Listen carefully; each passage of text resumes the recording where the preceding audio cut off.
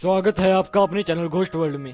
दोस्तों, वीडियो को शुरू करने से पहले अगर आपने अब तक हमारे चैनल को सब्सक्राइब नहीं किया है तो पहले आप हमारे चैनल को सब्सक्राइब कीजिए और हाँ, बेल आइकन दबाना मत भूलिएगा। तो बढ़ते आज की कहानी की ओर। रमेश काका जब यह भूतिया कहानी सुनाना शुरू किए तो हम मित्रों को पहले तो थोड़ा डर लगा, पर बाद में भूतों से हमदर्दी होने लगी। हमने सपने में भी नहीं सोचा होगा कि एक भूतनी भगवान बनकर सामने आ जाएगी और अपनी जान पर खेलकर किसी की जान बचा जाएगी। जी हाँ, यह कहानी एक ऐसी ही भूतनी की है जो मकरेड़ा से टिकरहिया जाने वाली छोटी लाइन पर घूमते रहती थी और लोगों के साथ ही जानवरों आदि की जान भी बचाया करती थी। बात बहुत पहले की है। एक बार रमेश काका अपने बेटे से मिलने लखनऊ गए हुए थे। वे शाम को लगभग 4 बजे लखनऊ से ट्रेन पकड़कर मकरेड़ा के लिए रवाना हुए। मकरेड़ा पहुंचने में रात के करीब 10 बज गए थे। मकरेड़ा पहुंचने के बाद उन्होंने सोचा कि शायद इस समय टिकरहिया जाने के लिए कोई गाड़ी मिल जाए। टिकरहिया और मकरेड़ा के बीच मात्र 6-7 किलोमीटर की दूरी थी और इस रूट पर 1-2 पैसेंजर गाड़ियां दौड़ा करती थी, पर मकरेड़ा से टिकरहिया होकर आगे जाने वाली रात वाली पैसेंजर निकल चुकी थी। अब रमेश काका क्या करे? पहले तो उन्होंने वह रात स्टेशन पर ही गुजारने की सोची, पर फिर पता नहीं उन्हें क्या सूझा कि अपना झोला झंटा उठाए और रेल की पटरी पकड़कर मकरेड़ा से टिकरहिया की ओर चल दिए। रमेश काका निडर होकर तेजी से पटरी के किनारे किनारे आगे बढ़े चले जा रहे थे। उन्हें तो देर सवेर पैदल ही पटरियों से होकर इधर उधर आने जाने की आदत थी।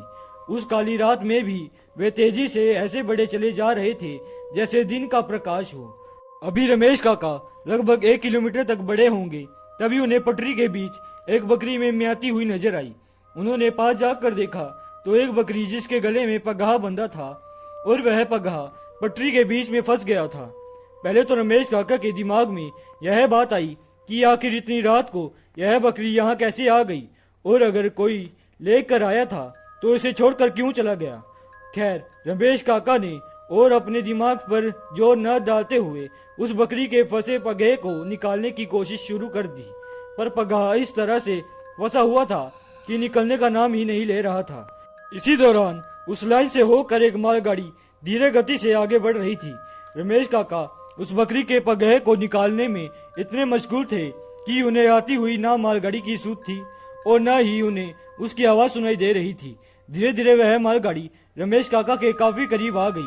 अब जाकर रमेश काका को मालगाड़ी का आभास हुआ और वे कूदकर पटरी पर से हटना चाहे, पर यह क्या, वे ज्यों कूदकर भागना चाहे त्यों ही उस बकरी ने विकराल रूप ले लिया। ऐसा लग रहा था कि बकरी के रूप में कोई दैत्य है। अब तो रमेश काका थोड़ा डर भी गए थे और उस बकरी ने भागते रमेश काका की धोती ही मुंह में दबाकर पटरी की ओर खींचने लगी। अब रमेश काका एकदम से असहाय हो गए थे और पसीने से पूरी तरह भीग चुके थे। ऐसा लग रहा था जैसे रमेश काका के शरीर में जान ही ना हो और किसी ने उन्हें अपने वश में कर लिया हो।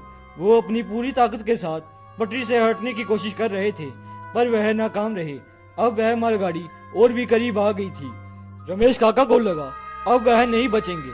मौत एकदम से उनके सर पर खड़ी नजर आ रही थी। उनका धैर्य और बल भी जवाब देने लगा था और वे न चाहते हुए भी पटरी की ओर खींचे चले जा रहे थे। अचानक कुछ ऐसा घटा जो रमेश काका की समझ से परे था। अचानक एक 15-16 साल की सुंदर कन्या प्रकट हो गई और देखते ही देखते उसने उस बकरी के मुंह से रमेश काका की धोती छुड़ाने लगी। अब तो वहां का दृश्य बहुत ही भयंकर हो गया था। रमेश काका पूरी तरह से डरे सहमे थे, पर इस किशोरी के आने से उन्हें थोड़ी राहत मिली थी। अब मालगाड़ी लगभग 10 मीटर की दूरी पर आ गई थी।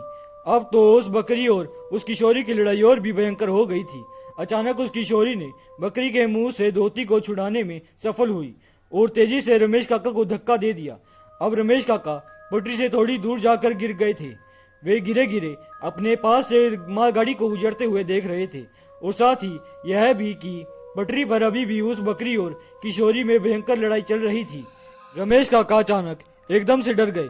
उनका डरने का कारण यह था कि अभी तक तो वे केवल उन दोनों की लड़ाई और गुजरती हुई मालगाड़ी को देख रहे थे, पर उन्होंने इस बात पर ध्यान नहीं दिया था कि वह बकरी और किशोरी उसी पटरी पर लड़ रहे हैं जिस पर से मालगाड़ी गुजर रही है। पर इन दोनों को इससे कोई फर्क नहीं पड़ रहा था और न ही वे दोनों मालगाड़ी के पहिए के नीचे आ रहे थे और कभी कभी नीचे भी आते तो भी कोई फर्क नहीं पड़ता। अब तो रमेश काका एकदम से पीले पड़ गए, पर उन्हें इस बहादुर भूतनी लड़की के बारे में पता था। उन्होंने कई लोगों से इस बहादुर भूतनी के किस्से सुन चुके थे, जो रेलवे लाइन के आसपास मुसीबत में पड़े लोगों, जानवरों आदि की जान बचाती रहती थी। अब मालगाड़ी गुजर चुकी थी, पर उन दोनों की लड़ाई अभी भी जारी थी। अचानक लड़की ने कसकर उस बकरी के पगहे को उसके गले में लपेटकर खींचना शुरू किया। ऐसा लगा कि उस बकरी का गला पूरी तरह से दब गया और वह एक भयानक आवाज में आई। लड़की को पता नहीं क्या सूझा कि उसने उसका पगहा छोड़ दिया। पगहा छोड़ते ही वह बकरी में आते हुए पता नहीं कहाँ गायब हो गई। अब वह लड़की धीरे धीरे रमेश काका की ओर बढ़ने लगी। रमेश काका को डर भी लग रहा था, पर उन्हें यह भी पता था कि यह भूतनी उनका बुरा नहीं करेगी। भूतनी धीरे धीरे रमेश काका के पास पहुंची। रमेश काका अब उठकर बैठ गए थे।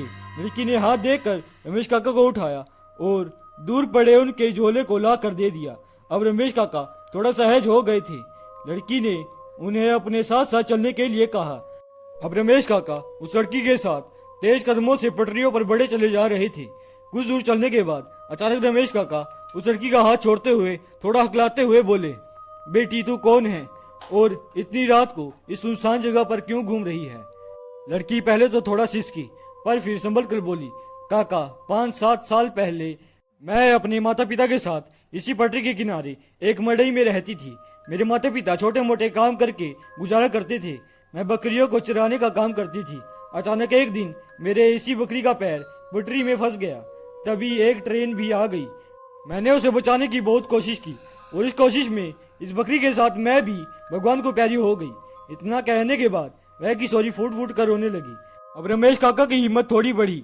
उन्होंने प्रेम से उस किशोरी के सर पर अपना हाथ रख दिया। किशोरी थोड़ी शांत हो गई।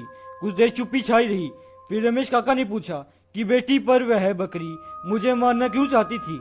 इस पर उस किशोरी ने कहा कि दरअसल उस बकरी को लगता है कि उसकी जान ड्राइवर ने ले ली थी और उसके बाद से वह हमेशा इंसान को मारने की कोशिश करती है, जबकि मैं उसे बार बार समझाने की कोशिश करती हूँ कि उसकी और मेरी मौत उस ड्राइवर के वजह से नहीं अपितु उसकी बकरी की वजह से हुई थी। पर वह किसी भी कीमत पर यह मानने को तैयार नहीं है। बातों ही बातों में रमेश काका उस किशोरी के साथ टिकरैया स्टेशन के पास पहुंच गए। लड़की ने कहा कि काका अब आप चले जाइए, मैं इसके आगे नहीं आ सकती। पर रमेश काका ने उससे कहा कि बेटी तू बहुत ही अच्छी है और मैं चाहता हूँ कि तू भी मेरे घर चले, मेरी बेटी जैसी रहे। काका की इन बातों को सुनकर वह किशोरी थोड़ी भावुक हुई, पर ऐसा नहीं हो सकता कह कर जाने लगी। रमेश काका की माने तो वह किशोरी बार बार रमेश काका को दिख जाती थी और कभी कभी उन दोनों में बातें भी होती रहती थी। एक दिन रमेश काका ने उस किशोरी और बकरी की आत्मा की शांति के लिए एक छोटा सा अनुष्ठान करवाया और उसके बाद कहते हैं कि वह किशोरी और बकरी कभी नहीं दिखी। शायद उसकी आत्मा को मुक्ति मिल चुकी थी। तो कैसी लगी आपको आज ये कहानी? अगर अच्छी लगी हो तो वीडियो को लाइक करना मत भूलिएगा। मिलते हैं जल्दी किसी नई वीडियो के साथ। तब तक के लिए जय हिंद।